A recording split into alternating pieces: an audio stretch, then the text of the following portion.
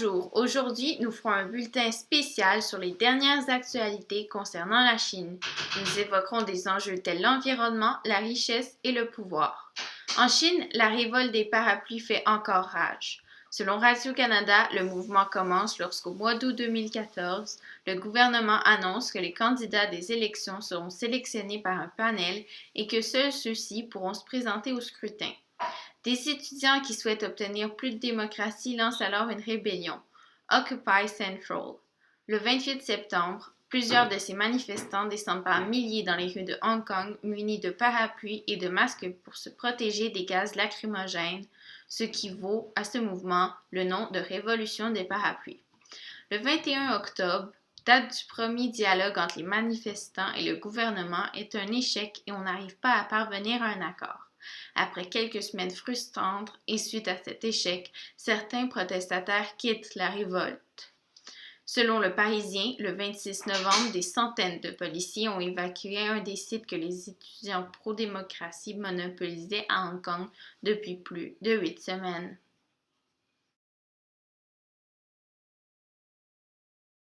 C'est l'économie maintenant.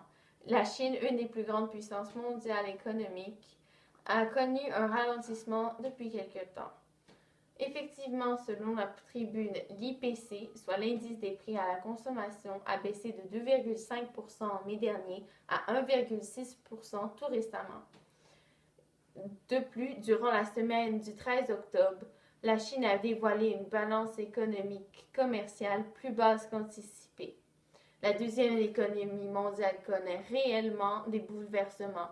D'autre part, la croissance économique chinoise est à son plus bas depuis 5 ans, selon la presse. Ces chiffres sont, pour le moins qu'on puisse dire, inquiétants. Avec l'environnement maintenant, la Chine est le plus grand polluant du monde, notamment à cause de sa grande population et de son chauffage au charbon. Selon Le Devoir, un épais nuage gris émane de la Chine et on peut l'observer dès l'espace. Heureusement, la Chine tente de régler son problème de pollution, qui est la cause de 500 000 décès par année, en signant une entente avec les États-Unis, le deuxième plus grand polluant du monde. Selon les climatologues, malheureusement, cette entente ne réglerait pas les problèmes du réchauffement climatique. C'est tout de même un pas vers l'avant. Merci et à la prochaine.